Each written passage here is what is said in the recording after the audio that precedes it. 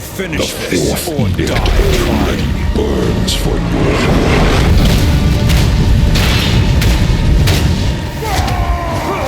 Just try it! Turmoil awaits you. Accept finality.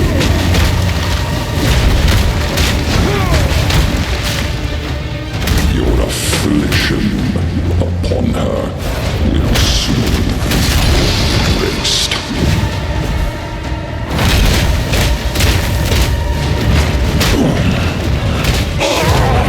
This will make a difference.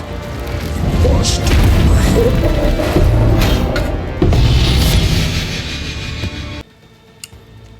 Alright, so that was my Poison Bleed Shield Titan. I do have a Mobalytics guide that I put in the description below. I'll leave a comment with it as well. Once again, I did spend a lot of time on that, and if you have any questions, feel free to ask in the comments. I'll try and answer as best I can. This time around on the build, I did try and focus on making it as fast as I could, making sure it could still clear very fast when you're going from pack to pack. And of course, since it is still a shield build, it is still very defensive. So first thing here, why are we going Titan? Well, it is because when I press inventory here, you can see I do get 20 extra slots, but actually it's just because of hulking form. Like every other Titan build, this is just very strong. The other 2 points here, we are just getting some more armor, more life, but those are kind of secondary. Particularly for this build, the hulking form is very strong with a lot of our interactions and what we're trying to go for. So these nodes right here, these ailment chance nodes, if you do pick up these nodes on a Titan, and then if you do have Poison 3 support here, this 60% chance to poison becomes 96% chance to poison, just with these 4 nodes and without having to add anything extra else on the tree. And then since we are trying to maximize movement speed as well, it does increase these nodes down here. So that's nice. Increases these movement speed nodes over here as well. And then I haven't seen too many people utilize these yet, but these reduce movement speed penalty while active blocking. This does work with Resonating Shield, and these are very strong. These nodes actually over here are higher value than the similar nodes that are over here on the right side of the tree. And in addition to that, it's pretty strong on the attack speed nodes up here. Just gets you a little bit extra attack speed. And then we are using Nebulock here. If you're not familiar with that, from my last build, Nebulock causes you to spin an endurance charge to cause your attack to critically hit. So we're using this on this build, not as our main weapon, but in the weapon swap. So we are swapping to Shield Wall, and when you have an endurance charge, Shield Wall will always critically hit. And with Titan buffing all these crit damage nodes, that is very strong. One tech we're using in conjunction with that is this From Nothing Diamond. You want to get one that has a resonance here. That lets you allocate points all the way up here. And we are spinning those on small nodes up here on the weapon swap. But on this build, it does also let you get a bit of movement speed, so 3% more, 3% increase, increased movement speed. And some attributes here. The increased chaos damage isn't too important on that. Do get a little bit of bonus from Style Bender down here too. Strength and physical damage, break more armor. And then this node here, this is the other really strong node up here. This gives you 15% increased attack speed when you're not on low mana, which we won't be. Even with us being a constricting command build here, and with access to Defy 2, which if you're not familiar, lets you ignore mana costs on attacks when you're surrounded, it does not work. It is bugged with Resonating Shield, so we do have to keep mana costs for that. We do have ways around that. But because of that, this node here, we can allocate that, and that's very strong. And it does give us some extra defense here too, because 8% of damage is going to be taken from our mana before our life. Alright, and then just to briefly touch on what I'm doing for defensives on the passive tree. You do get a bunch of armor from these nodes down here. And then I am coming up to the top here, and I am going armor, energy, shield, hybrid, taking all these nodes up here. I can speak to the fact that this is very strong, but it's not required to do it this way. You could stick with just going armor and getting more life, staying down in this section of the tree. You could pick up these armor nodes down here. You could pick up more stun threshold and life up here. That would also be just as valid and just as strong. It would just play a little bit differently. And then for the rest of the passive tree, I would say just look at the Mobalytics. There are a bunch of little interactions here that I put in here, such as like these nodes here, these increased stun buildup. That is on shield wall, make it easier to stun bosses.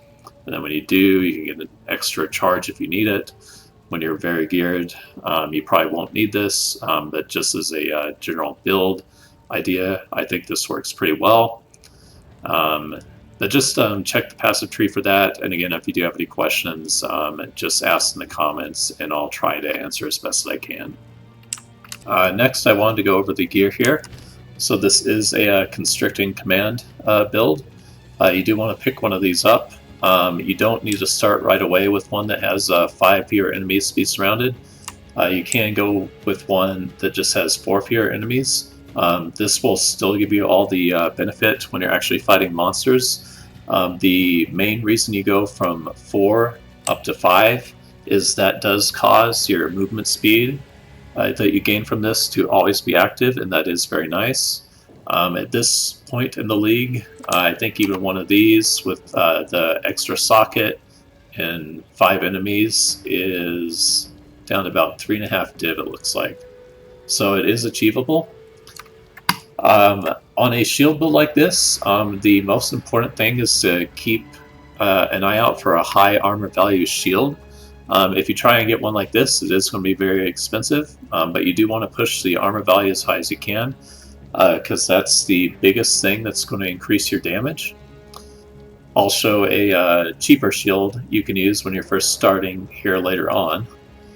And then on our weapon here, just remember most of the stats you can find on a weapon, all the stat lines up here, how much physical damage it does, how many attacks per second it says it does, even stuff like this accuracy rating here, that does not apply to shield skills because you're using your shield and not your weapon.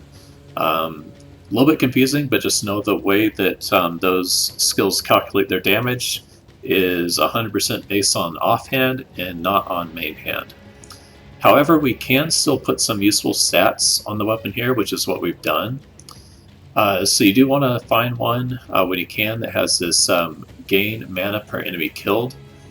You don't need this stat right away when you're coming out of campaign, but when you do get to a higher level and you're pushing your resonating shield levels, if you watch how quickly my mana drains when I'm channeling, that is why you want the mana gained when you kill enemies. It just makes mapping a lot smoother. And then the other stuff here is related to the damage. So obviously plus levels wherever you can get it is good for pretty much any build. This one is just the Essence version.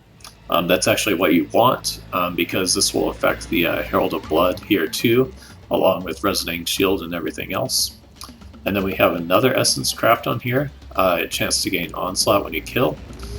This is not super consistent because again with the weird quirk, the way shield skills work, most of the time the things that are killing enemies are not counted from the main weapon. But one part of Herald of Blood is, so you will see that you get this especially when you're fighting monsters quickly and fighting larger pack sizes. And then this increased damage against enemies with fully broken armor, this is active most of the time as well. This is just a desecration, it's deterministic, pretty easy to get. And then finally we have a gain damages extra here. That is also essence crafted. And for the last mod here, you can just throw an exalt onto it. It doesn't really matter what you get, there's actually nothing good you can get here that really affects anything in the build. Later on in the video, I'll have an example of how to craft these. They're actually really easy and really cheap. And then, as I mentioned at the start of the video, I am going Armor ES. So this is my high budget chest piece here. You do not, again, have to do this. You can get one that just does have the suffixes down here that look about the same. System resists and armor applies elemental damage, and then up top here you probably want all armor if you're doing that, or you could split it and go armor with some life if you want to as well. On the amulet here, anoint the low tolerance that increases the first instance of poison damage. This really helps a lot with the clear between the chaining of the heralds. And as far as the stats, the biggest thing here, again, wherever you can get it, you want the plus level of all melee skills. So we have that on here. And then I put some life and armor on the top. You don't have to have it exactly like this. And this is the high budget version. And I just have some attributes down here to help me with that. This isn't really optimized even for my high-end build here, so there's always room for improvement. And then your rings, these are important. So the important part here is this leech. Physical attack damage is mana. And then on the other ring, you have the leech. Physical attack damage is life. Since we are doing mostly physical damage, at least with our skills, Resonating Shield and Shield Wall, those are all physical damage, so they are going to be leeching for you. And again, because we cannot use Defy 2 support with it being bugged, you do want a source of mana leech. The gloves down here, this is where the build starts to get pretty expensive, so we are utilizing the increased effective socket items. I haven't corrupted these yet, but they do have the double socket here. It's hard to say. I looked at it whether you want increased attack speed or magnitude on the high budget version. I have a feeling the increased attack speed might be better, but it's much more expensive. So right now, I'm just using magnitude and leaving the attack speed on the tree. And then you want to get one that has the +2 to level all melee skills as well. And then just some life, armor, ES, whatever you're doing up top there. And then the boots. Besides the shield, this is probably the second most expensive piece on the entire build. If you're wanting the best movement speed boots, there's no way around it except to do a very expensive craft like this or buy it off of trade. So I failed the corrupt for a third socket here, so in all my footage you will see that I'm moving 10% slower than I could be even 10% faster. But at this point I'm not going to worry about it, and at least my corruption did give me the extra lightning resistance there. And again, when you're first starting out you don't need this, but it is definitely noticeable, and it's hard for me to take these off now that I have them. And then the belt here, you actually have a lot of options on the belt. So on the high budget version, I've kind of found that this, even though it's kind of a weak item overall, is the best option with where everything else is at. This just gives me the increased magnitude of damaging elements. That's it. It's a cheap belt. The runes in there are pretty cheap too. I recommend to when you're starting out doing Rise Loth's Coil. And you can keep on this if you want, even on a high budget version. The main reason I'm doing this right now is just in high delirious maps. You do notice the difference in clear when you have more of this ailment magnitude. And then you do have the option of Headhunter if you're doing a high budget version, if you like Headhunter. I tested it for a while. The nice thing about this build in Headhunter is you do use the strength and dexterity on the belt. That is useful for the build. And the other really nice thing is that unlike a lot of other builds that might use Headhunter, if it teleports you into a pack of mobs, you're probably not going to die. However, it is still very annoying, so I ended up just selling the Headhunter back. But it is going to be the strongest option. Especially, again, if you are doing a bunch of high delirious maps, there's just no beating that right now. And again, it does come with the benefit of you're not going to die if it teleports you into the middle of a pack. And then there's nothing special down here on the charms or the mana flask. I did get some overquality ones for pretty cheap. The only interesting one is this one. You don't have to have this, but it is nice. Just getting Onslaught right away when you do over Chilled Ground or something like that. I don't think these are too expensive right now at this point. Looks like about 3 div. And then real quickly, I want to go over this gear in the bottom here. This is my rarity and kind of like budget gear. So I did run this for several hours here, and it works just fine. So this is an example of some budget gloves. Again, the most important thing on here is just the melee skills and some defenses rarity. Here's a corruption that failed on the 3rd socket for the weapon. And boots here. These are pretty basic boots, just 30% movement speed, resist rarity. Amulet here.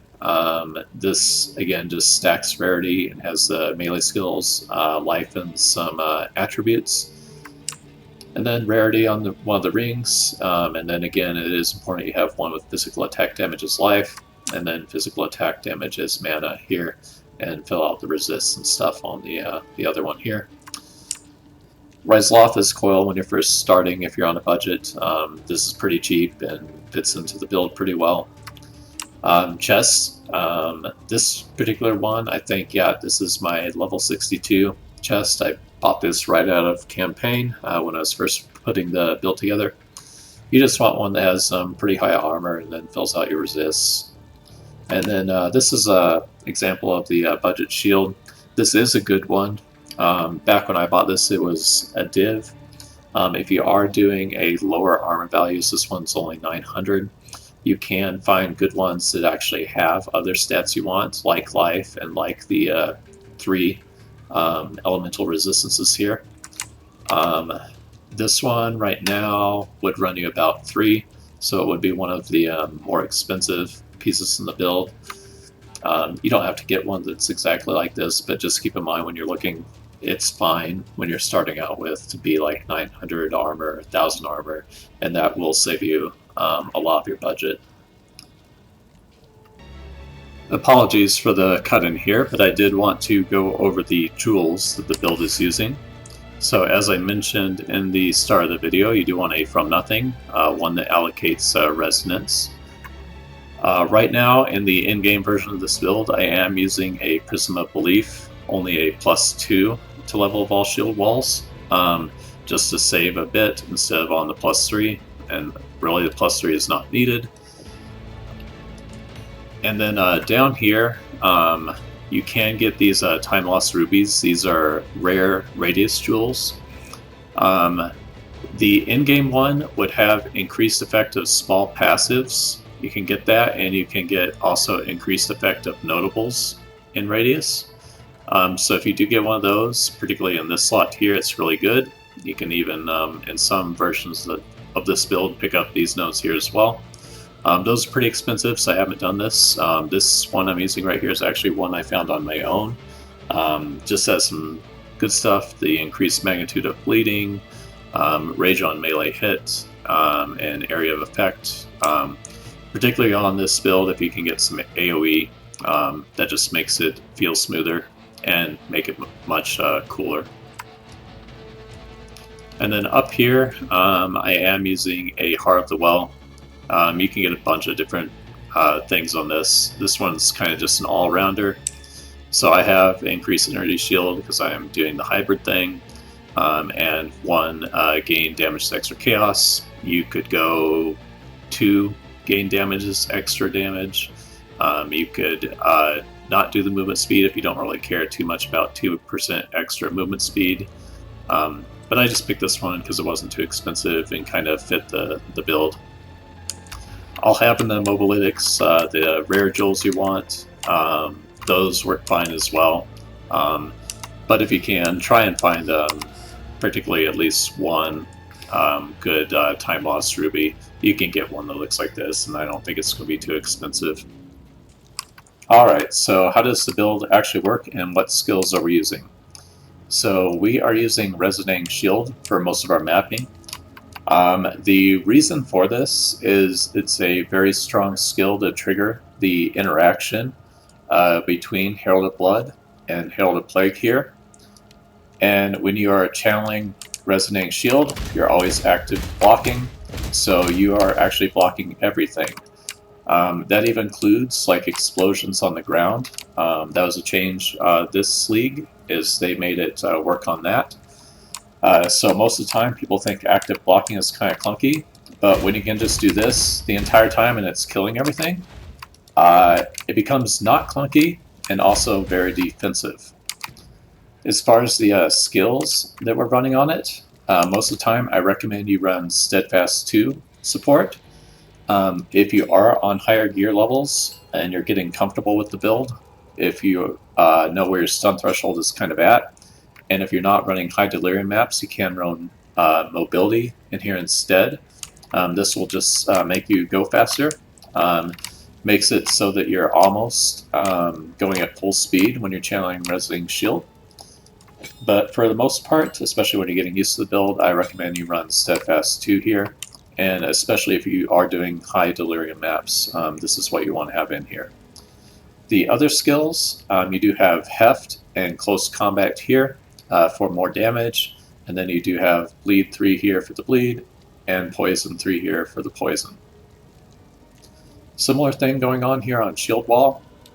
We have Close Combat, and we have Heft for the damage, and you do have Poison 3 here, and Bleed 3 here as well.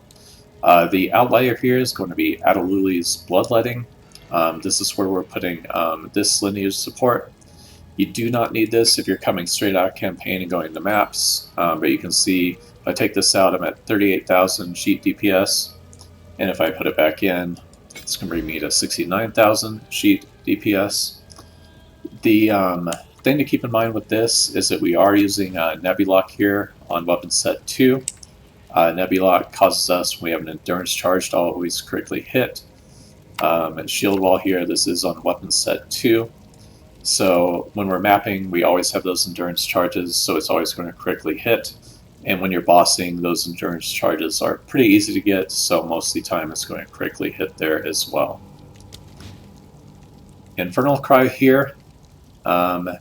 This is going to be useful mostly on just pinnacle and empowered bosses. A lot of times when you're geared up you don't need it, but as you're putting the build together, if you don't quite have the high armor value shield, this will be nice to have. You just have Raging Cry in here for rage, Life Tap in here to make it hit our life instead of our mana, and then Tireless, and then Rage War Cry. This is partly to keep it from spending those endurance charges.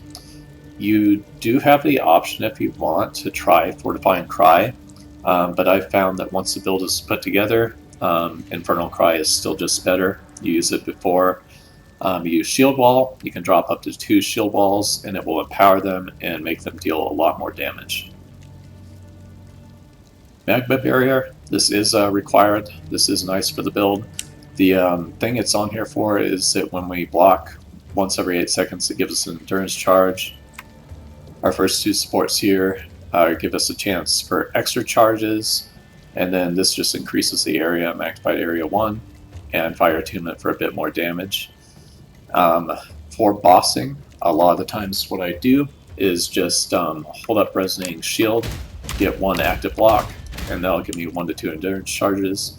And then you can drop a shield wall, blow it up again, and that's it. Leap Slam here, this is just on here for utility. So we do have Life Tap again. This is just to make it not hit our mana. And then Enduring Impact 2, along with Stun 3. These 2 together just make it so that when we're leaping the enemies, we sometimes do get those extra endurance charges. And then Rapid Attacks, just for some increased attack speed, make the skill smoother. And then the last skill here, I have Holy Descent right now, but you can use Cadence if you want even more attack speed. But I've just found that I don't use it often enough, especially often enough right after using Leap Slam into another leap slam, so I'm going Holy Dissonant right now. And then Herald of Blood and Herald of Plague. As mentioned, this is the main thing that's making the clear and the build work. I don't want to get too into the weeds on this and how it works. The important thing to know is these two right here.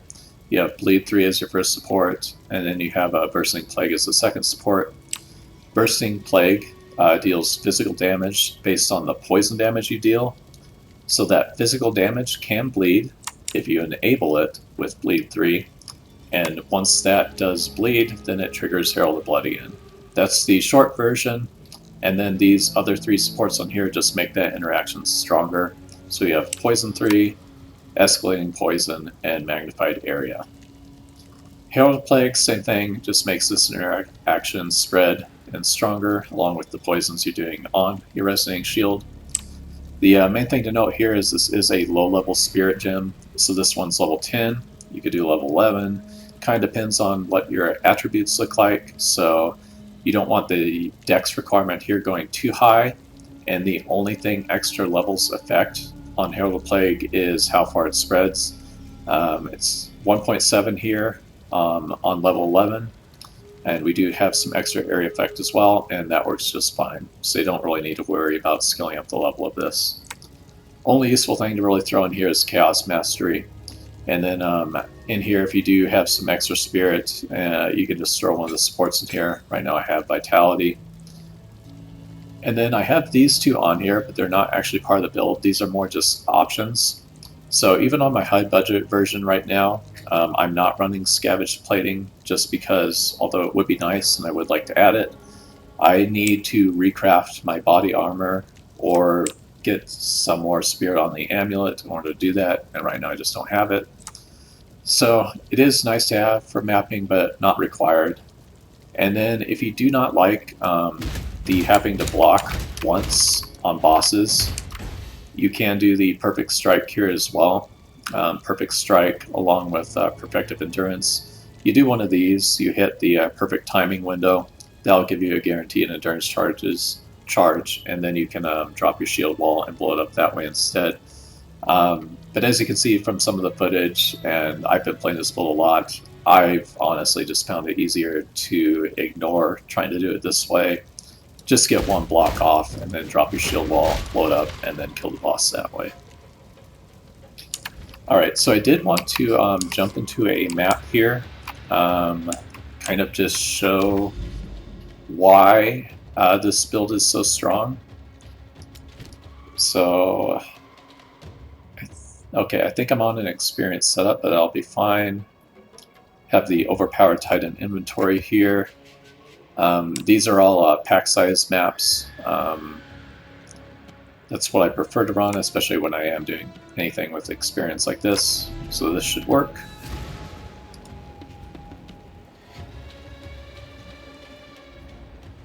Alright, so when you're mapping, all you are doing is just holding down Resonating Shield like this. And we're not even letting it go. And as you can see, everything is just blowing up. And you can see I can stand in these because I'm channeling Resonating Shield. Even those ground explosions, they're not hitting us. We're blocking them all.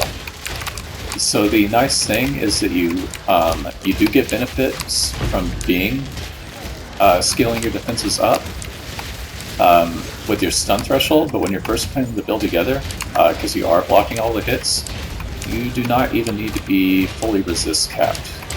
It's not a big deal because you're blocking everything.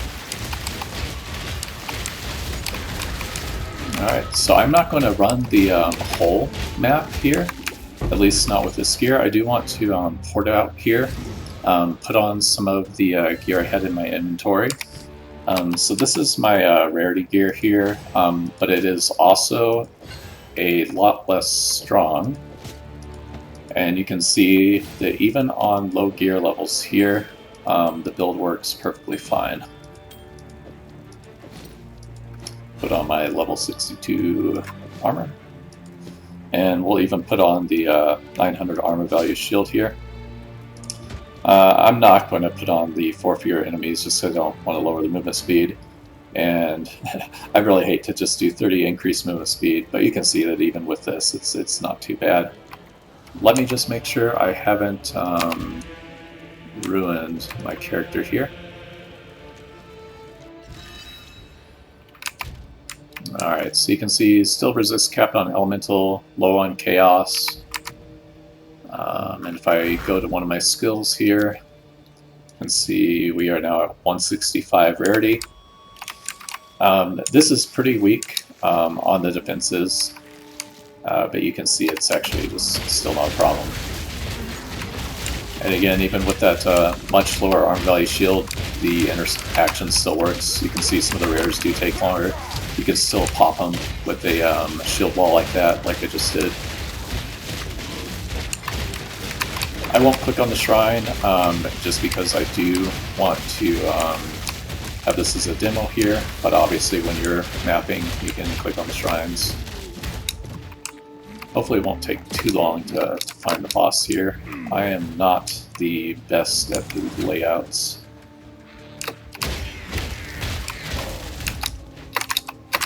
That probably is up here.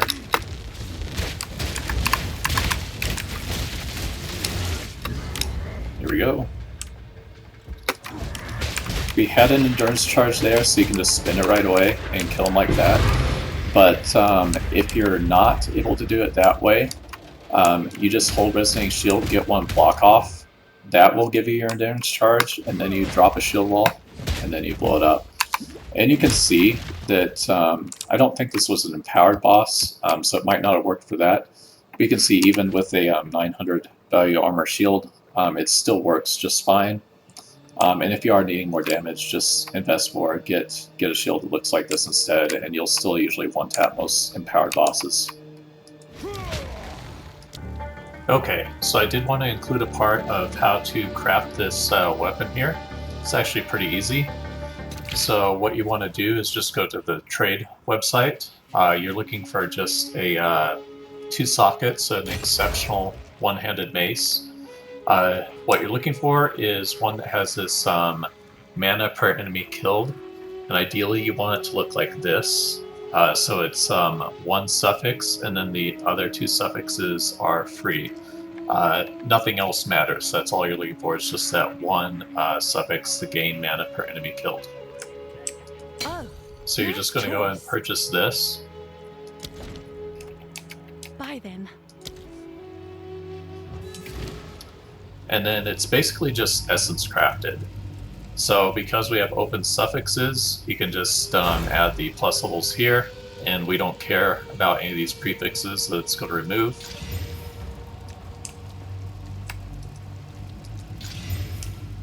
And you can see now we have gain mana, we have the levels, and we have the onslaught. And then you do want to, on this next step, use one of the omens here. This is going to make this essence hit the prefix, which again, we don't care that it removes that prefix. And now you can see we have all 4 stat lines that we want. The only thing we don't have is the desecration. That is also really easy to get. You want to get one of these omens. I'm going to butcher the name here, but it's the Amamu modifier. Activate that, and it's going to hit the prefix because we have it open. And now we are just going to throw it into the well. I'm not 100% sure whether it's 100% on this. I think it might be. But if it's not, you can also buy the reroll. Let's see. Oh, yep, there it is. Fully broken armor. And that's the other one that can roll that fire resistance. So I'm pretty sure it is 100% guaranteed here.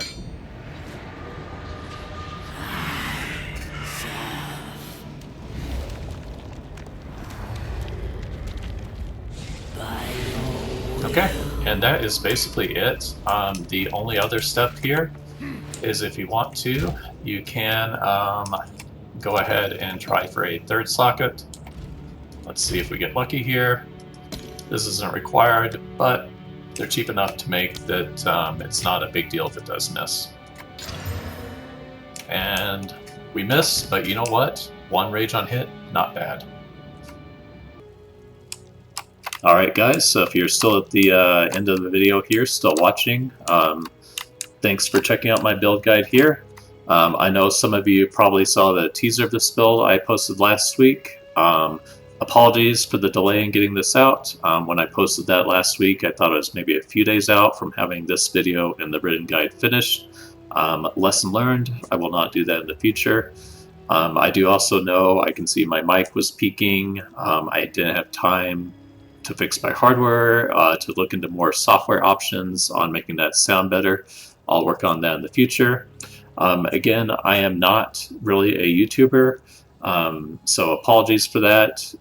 But if you do like what you see and you want to subscribe to the channel, feel free. Again, I don't care a whole lot because I'm not monetized. I don't really care. I just like making PoE builds. But if you do like checking those out, you can do that and hit subscribe if you like. I'm probably done for this league in PoE 2 as far as full build guides go. But I do have a couple more interactions, more weird stuff that nobody else is doing that I want to try out. So I may post those interactions if I think they're neat and they work out well enough on this YouTube channel. I will probably jump over to PoE 1 here when that league comes out at the end of the month. I don't know if I'll make any content for that. Kind of depends on whether something in the patch notes piques my interest and how that lines up with how much time I have in the week preceding that release, whether I can make like a plan for League Starter and then have time on top of that to make a video. So if you're interested in any of that, again, feel free to follow me. But if not, I'm not going to throw a fit about it either. Hope you guys liked the build. I do think this one turned out very strong. I expected it to be pretty good, but not quite this good. I know I'll probably get some comments just, it's the Herald thing carrying it, and that's true. But I don't think you realize until you play this how strong it is when you have that going and you're blocking every single attack at the same time. So hope you guys enjoyed that. If you have any questions about the build, any comments, suggestions, feel free to post them in the comments and I will try to answer all of them. Catch you guys later.